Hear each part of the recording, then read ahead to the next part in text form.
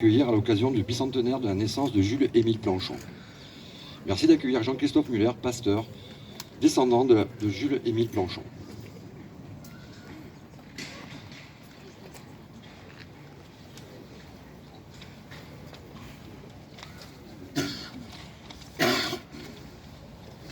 Monsieur le maire, madame, messieurs les adjoints, monsieur le directeur du Jardin des Plantes, mes chers cousins, Schmitter, Fayot, Souiris,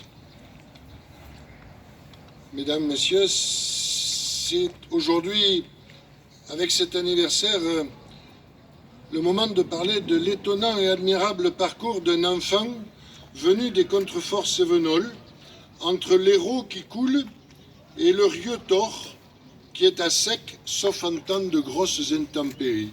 Je parle de Ganges.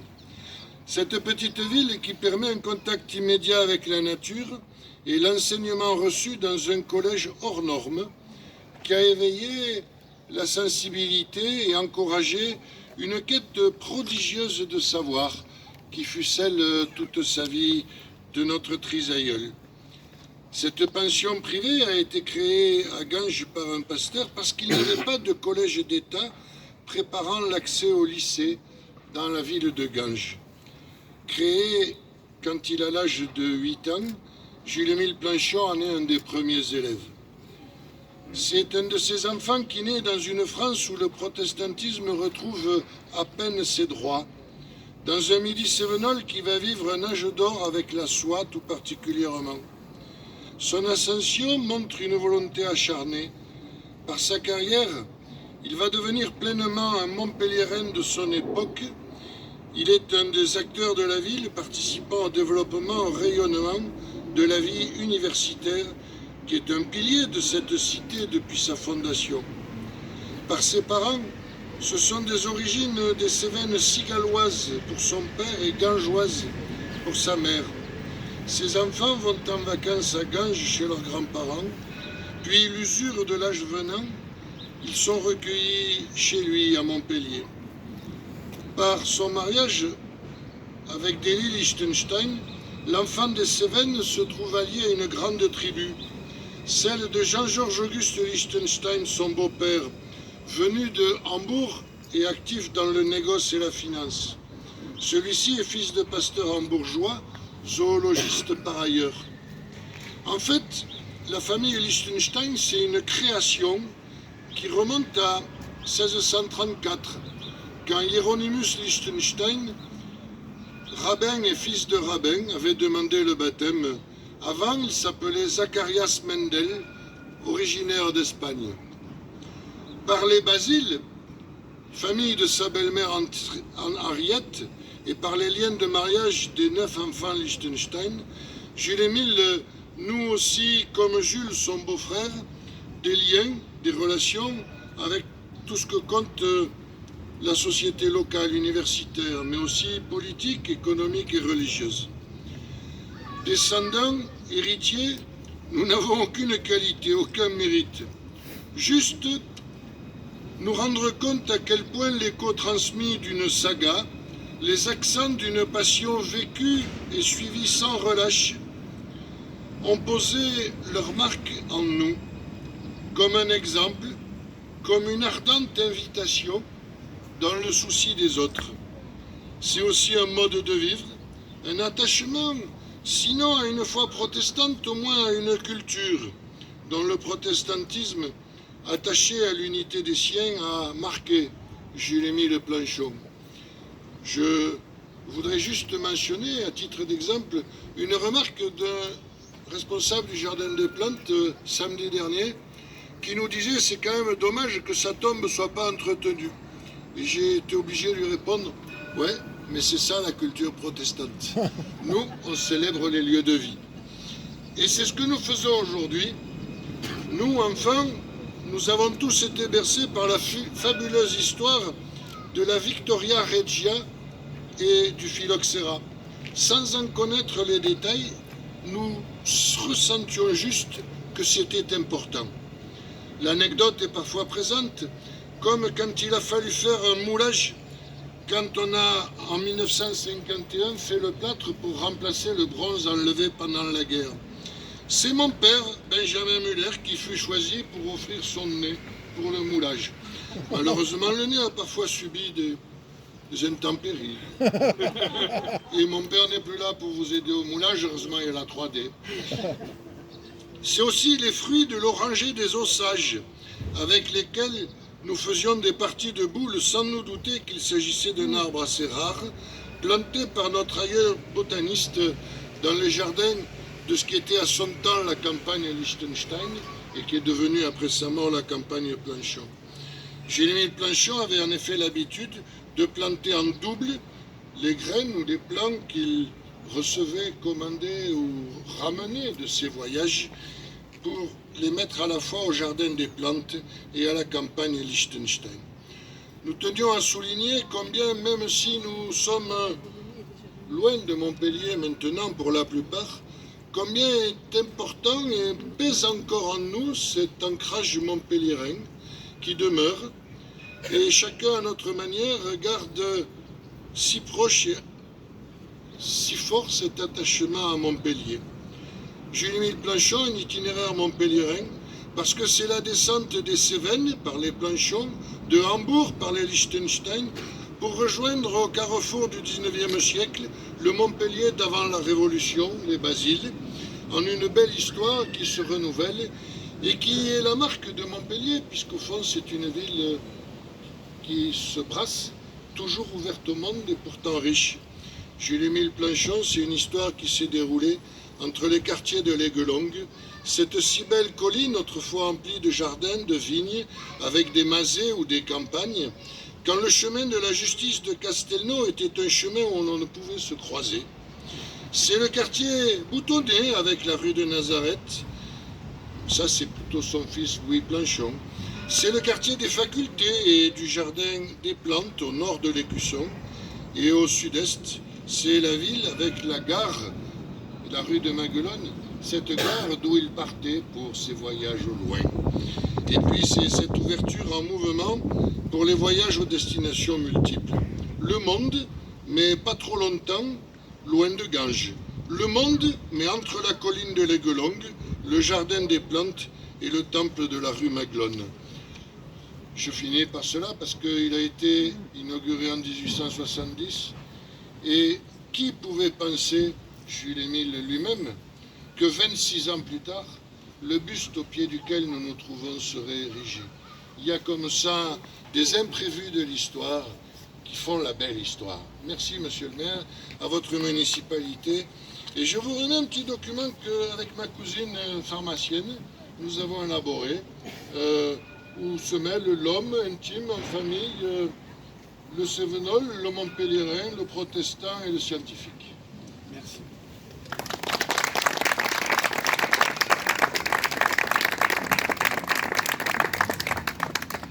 À présent, le professeur Thierry Lavabre-Bertrand, vice-président de l'Université de Montpellier, délégué au patrimoine historique, directeur du Jardin des plantes de Montpellier. Monsieur le maire et président de la métropole, mesdames et messieurs les maires adjoints, monsieur le pasteur, et puis mesdames et messieurs, chers amis, c'est pour moi bien sûr un moment très émouvant et agréable de prendre la parole aujourd'hui. Alors bien sûr en tant que représentant de l'université, vice-président de l'université chargé du patrimoine historique, de la faculté de médecine et du jardin des plantes, puisque j'ai l'honneur, et souvent j'en tremble quand je passe devant le nom de mes prédécesseurs, j'ai l'honneur de le diriger actuellement. Et il est vrai que, vous l'avez dit, la vie de Jules-Émile Planchon a été une très belle vie, et une très belle vie scientifique, et auquel notre ville et notre université doivent beaucoup. Alors, on va dire quelques mots. Je ne veux pas, bien entendu, faire une conférence, hein, il y aurait largement matière. Dire quelques mots de son parcours, dire quelques mots de l'épisode essentiel de sa vie, celui qu'on a le plus retenu, qui est le phylloxéra, et puis de tirer quand même en conclusion quelques réflexions sur ce qu'il a été, sur l'exemple qu'il nous a donné. Alors d'abord pour sa vie, on l'a dit, il est issu d'un milieu simple, de Ganges, très imprégné de protestantisme. Et très vite, il s'intéresse à la nature, à la botanique, et il veut devenir pharmacien. Il va être stagiaire, si on peut dire, de pharmacie montpelliéraine, et il va surtout passer des diplômes, une carrière qui n'a pas été facile, et on va le voir. Et cette carrière, donc, le met en contact d'abord avec Félix Dunal. Dunal était l'élève chéri de Candolle, et il y a une sorte de filière, de même esprit, de gens qui ont d'abord l'amour de la nature et ce qui va les amener à s'ouvrir aussi à la pharmacie, à s'ouvrir aussi à la médecine et à devenir des champions de la science de l'homme au sens montpelliérain du terme, c'est-à-dire quelque chose d'extrêmement vaste et transversal. Alors évidemment, il devient très jeune, à 23 ans, il devient docteur en sciences, et Dunal, qui va l'appuyer tant qu'il le pourra, l'envoie en stage en Angleterre. Il va y passer 2 ans et il va s'y former, et au retour, Dunal obtient que par des contacts divers et variés, il aille enseigner la botanique en Belgique. Et en 1850 s'ouvre le poste de professeur de botanique et de directeur du jardin des plantes. Il va essayer de postuler, mais c'est Charles Martins qui est retenu. Et donc il va aller enseigner à Nancy. Et puis Dunal, qui s'affaiblit, qui vieillit, l'appelle auprès de lui et réussit à le nommer suppléant. Et donc Planchon va progressivement remplacer Dunal dans l'enseignement de la faculté des sciences, dans l'enseignement de la pharmacie. Il passe aussi une thèse de pharmacie. En 1850, pour être professeur de médecine, il avait passé une thèse de médecine, donc il a une thèse de sciences, une thèse de médecine et une thèse de pharmacie. Il va être pendant plusieurs années, et notamment au moment crucial du phylloxéra, il sera directeur de l'école de pharmacie de Montpellier. Et puis, Martins, vieillissant lui aussi, renonce à sa charge en 1879, et en 1881, donc finalement, enfin, Planchon va être nommé professeur à la fac de médecine, d'histoire naturelle, et il va être directeur du jardin des plantes, et ceci jusqu'à sa mort brutale, le 1er avril 1888. Alors, vous le voyez, sa carrière ne fut pas facile. Il a été obligé de s'expatrier, il a été obligé de passer par des voies de suppléants, etc., alors que son autorité intellectuelle, sa culture, etc., a été extrêmement évidente. Et il va œuvrer toute sa vie comme botaniste, comme historien des sciences, et puis comme grand scientifique, on va en redire un mot. Botaniste, eh bien, il décrira un certain nombre d'espèces, et par exemple, c'est lui qui va décrire l'Actinidia chinensis, plus connu sous le nom de kiwi. Le kiwi, c'est, quand vous regardez son nom savant, c'est marqué planche derrière, c'est-à-dire c'est Planchon qui l'a décrit le premier. Au jardin des plantes, il va finir l'aménagement de la serre Martins, il va faire construire une grande serre qui était sur le côté gauche de l'orangerie, qui a été détruite malheureusement, mais très mal vieillissante dans les années 1950. Il va s'intéresser aussi beaucoup, et il s'attachera beaucoup à l'histoire et à l'histoire de la botanique, à l'histoire de la médecine à Montpellier aussi. Il fera un ouvrage avec son frère sur Rondelet. Et donc, vous le voyez, ses intérêts sont multiples. Mais bien sûr, il faut en venir à sa grande œuvre, celle sur le phylloxéra. Ce phylloxéra démarre dans les années 1863, 64, 65, avec des petits foyers de dépérissement de vignes que l'on ne comprend pas. Et la Société centrale d'agriculture de l'Hérault va missionner 3 personnes, Planchon, Gaston Basile, le père de Frédéric, et puis Félix Saüt, pour enquêter. Et c'est la grande journée du 15 juillet 1868, où Saüt, dans une propriété de Saint-Martin-de-Crau, fait arracher un plant malade. On regarde les racines, Saüt remarque des petites anomalies sur les racines, les montre à Planchon, qui dit « ça ressemble à un puceron », effectivement, c'est un puceron. Ils feront tous les 3 une communication à l'Académie des sciences, prenant date. Et Planchon va le premier le baptiser, ce puceron. Rhizophalis vastatrix. Et puis, il est en contact, il est botaniste, il n'est pas zoologiste. Et donc, il va être en contact avec un certain nombre d'entomologistes et ils vont découvrir que finalement, ça se rattache à un autre genre qu'on appelle, c'est le Signoret à Paris, qui lui dit ça ressemble à un insecte du genre Phylloxera. Et le nom de Phylloxera vastatrix va être donné pendant quelques années, est encore un petit peu utilisé par-ci par-là pour. Alors qu'en fait, la nomenclature officielle d'aujourd'hui reprend une description qui avait été faite aux États-Unis. Mais ce nom de Phylloxera est resté. Et ce qui est remarquable, c'est que Planchon va être très aidé par son beau-frère, Jules Lichtenstein, qui est, en tant qu'amateur, un entomologiste de grande valeur. Il va être aussi associé à tout ce que le monde, à l'époque, compte dans des réseaux d'influence, de science, etc.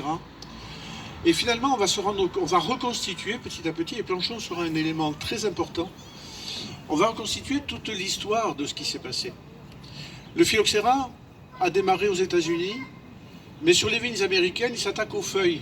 Et c'est d'ailleurs en tant que vitifolié qu'il est décrit dans les espèces américaines.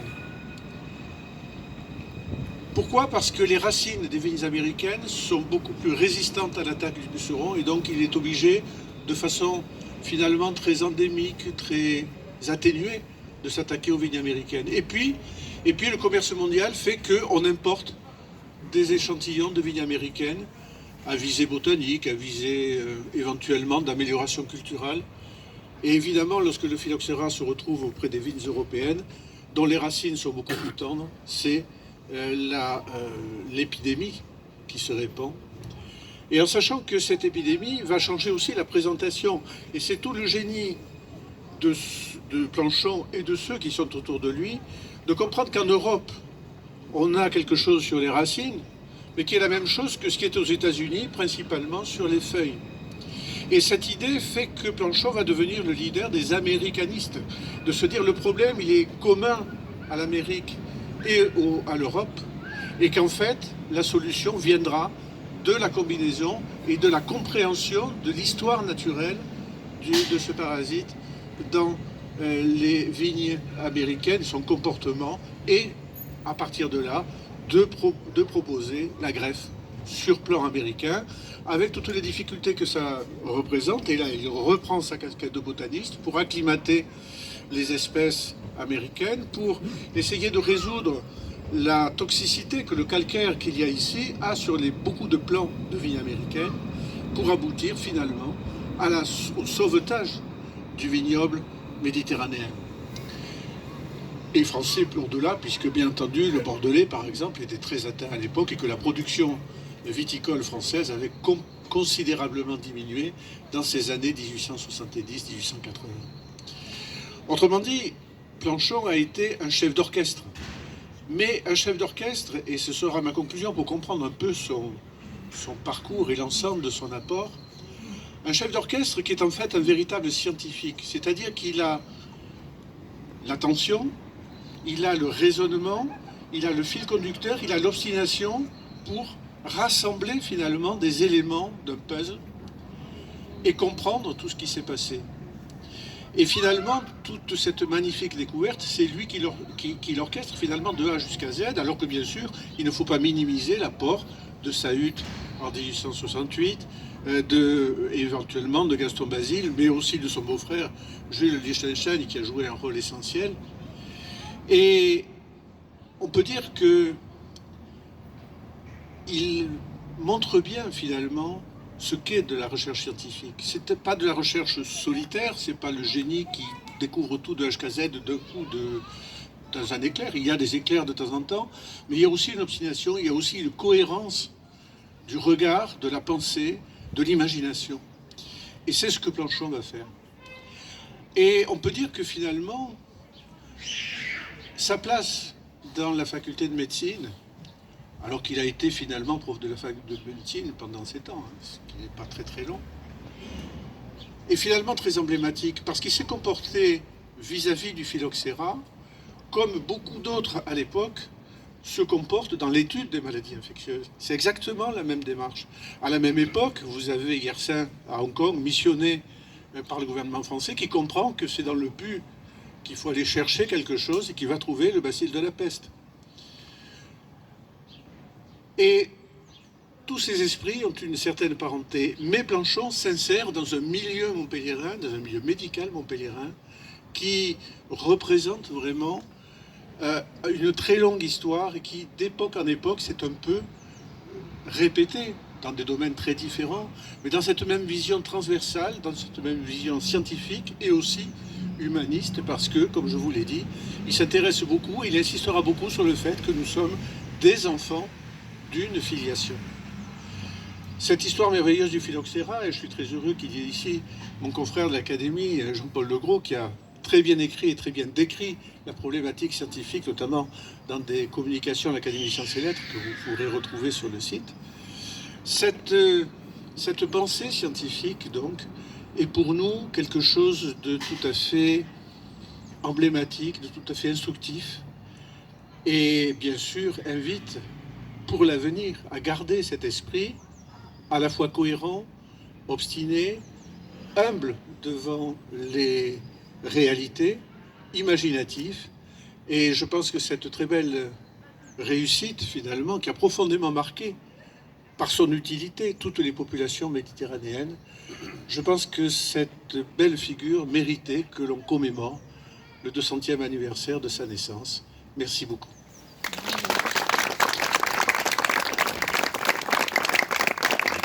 Merci d'accueillir Michael Delafosse, maire de Montpellier, président de Montpellier Méditerranée Métropole.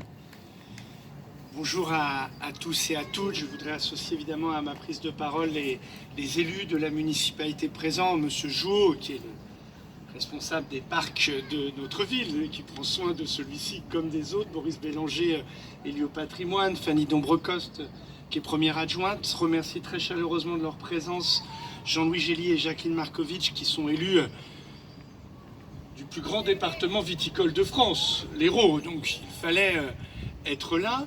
Je voudrais vous exprimer, saluer Monsieur Lavab Bertrand, directeur du Jardin des Plantes. Il ne faut pas vous arrêter, ça nous fait beaucoup de bien. La défense de la science passe aussi par des moments de diffusion de son épistémologie, de vulgarisation, entre guillemets évidemment, ou plutôt de culture scientifique. Et il nous faut inlassablement défendre cela dans des temps où la science est défiée par les obscurantistes, les populistes. Mais je veux le dire ici avec vous, avec le président Auger, avec l'immense communauté scientifique. Eh bien, nous sommes un peu protégés parce que vous assurez ce rôle de médiation, de rencontre, d'excellence académique, naturellement. Je veux saluer évidemment l'Académie des sciences et des lettres, mais voilà, le jardin public ouvert à tous et à toutes, les nombreuses conférences qui sont faites dans notre ville auprès des publics passionnés et érudits et des publics en devenir que sont les enfants de nos classes. C'est très important et merci, cher Thierry Lavab-Bertrand. Je voudrais vous remercier, Monsieur Muller, et associer à mes remerciements Madame Dardel, parce que ça va enrichir ma propre culture et notre propre culture. Et si vous avez relevé la magie des lieux, le temple et le square, ça ne doit jamais rien au hasard, car cela dit les influences nombreuses qui fondent l'identité de Montpellier, qui est une ville fondée sur la rencontre. Et je voudrais à cet instant, avant de venir sur Jules-Émile Planchon pour son bicentenaire, saluer la famille Muller. D'un continent à l'autre, de Los Angeles à Montpellier, qui 2 fois en cette année a franchi l'océan pour venir à nous. Et cher Stéphane, d'un parc à un autre. Du parc Suzanne Babu à celui de Jules-Émile Planchon. Merci d'être là. Merci d'avoir, apprenant cet événement dans notre ville, d'avoir pris vos billets et d'être venu jusqu'à nous. Merci parce que ça raconte l'histoire de votre famille. Mais je vais m'autoriser à revenir quelques instants devant vous sur notre première rencontre, Suzanne Babu. Parce que moi-même, j'ai fait un voyage en ce début de semaine très court, mais important. Je me suis rendu en Israël, à Tibériade, notre ville jumelle. Voilà, j'étais à l'hôpital de Shiba pour évoquer des coopérations entre nos universités, le projet Med Valley. Et puis j'étais aussi, et j'ai tenu à être présent dans 2 lieux de la mémoire, Roglit, où figure le nom de tous les juifs morts, nos concitoyens morts pendant la Shoah, et à Yad Vashem. Et à Yad Vashem figure le nom de Suzanne Babu. Voilà. Et nous nous retrouvons ici. Suzanne Babu qui figure, je viens de le voir, dans votre document, petite fille. Chacun ici, à sa manière, peut donc contribuer à l'histoire.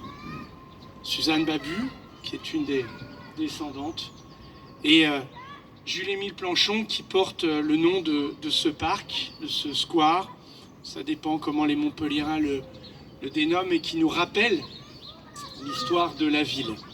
Un square d'ailleurs qui est une contribution des premiers paysagistes de l'époque. Car si nous devons notre jardin des plantes à ses directeurs, si nous devons le jardin royal du Pérou à l'État, qui avait d'abord une fonction à la fois pour les armées de l'époque, pas très élégante avec les protestants, ça c'est dit, mais maintenant on a pris notre revanche, car on s'y promène, car on s'y rencontre. L'histoire a ainsi ses malices. Ici, les frères Buller ont réalisé le premier aménagement paysager de notre ville.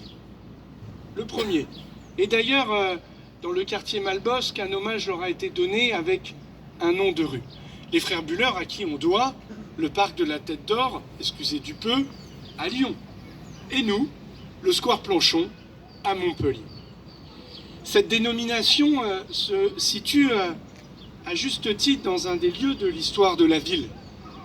Si nous pouvons évoquer le jardin des plantes, l'esplanade royale du Pérou, ici nous sommes dans la première entrée de Montpellier, celle de la gare. Cette gare qui est l'une des plus anciennes de France, avec ses colonnes, avec ce style néoclassique. Et là, j'aurais besoin d'un membre de l'Académie des sciences et des lettres pour pouvoir nous faire la conférence exacte sur l'histoire de la gare de Montpellier, mais qui est liée à l'histoire du vin. Car la ligne de chemin de fer, qui est l'une des premières de France, est liée à ce Languedoc viticole où on plante pour vivre. Et des paysans du 19e plantent, et dont une partie des Montpelliérains et les familles citées sont propriétaires. Et je renvoie ici aux travaux, cher Fabrice Bertrand, de Raymond Dugrand, sur les propriétés viticoles du Languedoc, de la ville bourgeoise de Montpellier au 19e siècle. Et ici, la gare et le vin. Et là, cette entrée réaménagée où déjà les tramways circulaient, et puis un jour on les a enlevés et il y avait des voitures partout. Maintenant la quiétude est revenue et on a dénommé ce square Planchon et érigé ce monument par souscription avec petite contribution de la municipalité de l'époque et de mon prédécesseur. Et donc ce lieu nous rappelle l'histoire de Montpellier liée au vin.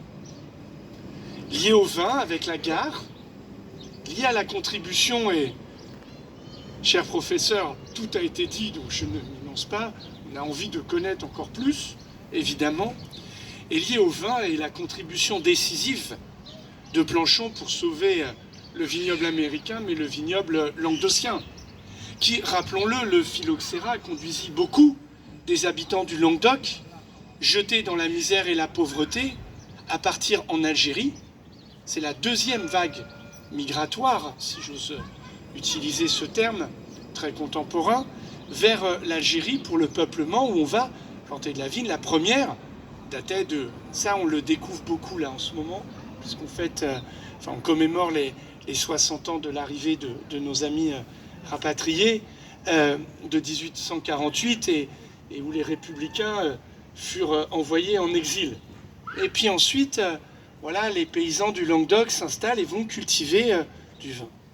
Et Planchon intervient pour, voilà, et trouve un remède au phylloxéra et va redonner vie, j'ose le terme, à la vigne dans notre cher département de l'Hérault, mais au-delà, évidemment, vous l'avez évoqué, aux États-Unis. Et ici, avec le nom de Planchon, tout Montpellier se résume, toute cette histoire d'une ville qui nous doit sa prospérité et qui est forte et rayonnante, comme nous l'aimons aujourd'hui et j'espère demain, à la rencontre. Une ville qui n'a pas peur de l'autre et votre récit de descente de Ganges, ses influences des Cévennes, mais qui allait chercher la grande échelle de l'Europe, faisant référence aux influences rabbiniques, protestantes, cette rencontre avec la famille Basile, ce lien que l'université donne et favorise la rencontre et donc le progrès scientifique, est une des contributions majeures à l'histoire de la ville, mais qui nous oblige aujourd'hui au présent. Nous ne commémorons pas un bicentenaire nostalgique, nous disons combien la contribution de Planchon dit ce que nous sommes. Une ville qui a une profonde confiance dans la science et dans la recherche, qui s'enrichit toujours des influences de l'extérieur et qui viennent ici trouver des solutions aux problèmes du monde. Et je ne serai pas démenti ici par les représentants de l'université, mais des grands organismes de recherche qui nous font l'honneur de leur présence du CIRAD. Et aujourd'hui, Planchon nous a permis de réaffirmer une ambition en fidélité à l'histoire de la ville. À Montpellier, bien sûr, les témoignages pour M. Lozard, qui est principal du collège, qui nous fait également l'honneur de sa présence. Quand on raconte la révolution industrielle aux élèves, on leur parle évidemment du nord de la France et évidemment de l'Angleterre. Et quand on leur dit à Montpellier, nous on leur parle du vin. Et sur la comédie, pour laquelle nous devons prendre grand soin avec les travaux, c'est toujours impopulaire les travaux, mais enfin bon, il faut les faire, parce que sinon on n'a pas de projet, sinon on s'ennuie, sinon Montpellier n'avance pas. Et donc on trouve une grappe de raisin dans les façades, et cher Fabrice qui est là, vous me direz précisément laquelle. Mais on trouve la grappe de raisin et une locomotive avec le chemin de fer qui dialogue devant l'actuel cinéma Gaumont, autrefois les premiers grands magasins que nous connaissons tous à Paris, légendaires, mais qui aussi se développèrent à Montpellier. Et là, tout comme notre ville à Celle-le-Neuve porte le nom de la rue Marcellin Albert, de la grande révolte viticole de 1907, et il y a ce témoignage du vin. Ce témoignage du vin populaire, des paysans, des braves piou-piou, du régiment pour qu'il y ait une chanson, mais aussi du vin et la science. Ce dialogue entre l'excellence académique et ceux qui travaillaient et vivaient de leur terre. Et donc, aujourd'hui, nous avons postulé pour reparler du vin. Ce vin des grès de Montpellier, ce vin de l'Ortus, ce vin héroltais, monsieur le vice-président en charge du tourisme, dont vous faites avec excellence la promotion. Et nous avons reçu une labellisation sur le lien unique qui existe entre le vignoble de Montpellier, de l'Hérault et la science. Nous le faisons en fidélité à l'histoire de Planchon et nous le faisons avec l'Institut d'agronomie. Nous allons bientôt accueillir l'Institut de la vigne et du vin qui, en fidélité à Jules-Émile Planchon, devra relever les défis du vignoble du monde, non pas confrontés au phylloxéra, car cela a été réglé, mais aux défis d'adaptation au changement climatique, aux catastrophes qui frappent notre vignoble et qui traduisent les détresses de nos viticulteurs et viticultrices, qui sont les architectes de nos paysages. Alors aujourd'hui, évidemment, pour la famille, pour les descendants, c'est un moment singulier, fort, que d'être là, d'honorer cette mémoire. Je veux dire ici à la famille Verdier que je veux saluer qu'elle a sur sa terre, elle est réceptacle des ceps de vigne qui racontent aussi cette histoire et merci d'en prendre soin. Et je l'ai dit à Agathe il y a quelques jours de cela, nous serons avec la municipalité à vos côtés pour que cette histoire se raconte, se dise, se transmette. Parce qu'une ville, elle n'a pas besoin de s'égarer dans les tweets du moment.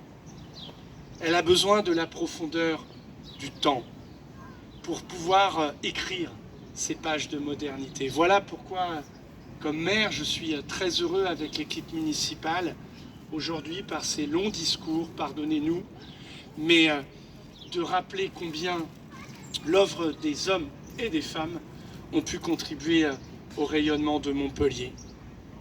Sans doute les passants qui courent d'un tramway à l'autre, les parents qui regardent leurs enfants dans l'aire de jeu ne connaissent pas tout de cela. Mais peut-être qu'en disant « mais qui était Planchon ?» ou en regardant ce monument et le commentant, font à leur manière œuvre de culture et nous rappellent que l'histoire de la ville, elle est liée au vignoble qu'on embrasse du regard de l'esplanade royale du Pérou en regardant le pic Saint-Loup. Elle est liée profondément à la science. Et comme ici, on passe dans un jardin public et on rencontre les voyageurs qui arrivent de très loin de notre pays et les badauds de notre ville, eh bien que notre ville est forte quand toutes les rencontres y sont possibles. Voilà, aux familles nombreuses ici présentes, merci de ce travail de mémoire, merci de nous enrichir et soyez assurés que nous serons garants et porteurs de la mémoire de Planchon. Merci à tous de votre présence. Vive Planchon, merci à la science et à ses travaux pour notre vignoble. Vive la science, son université, ses organismes de recherche. Vive un esprit de Montpellier, ville ouverte aux idées, aux hommes et aux femmes. Vive Montpellier.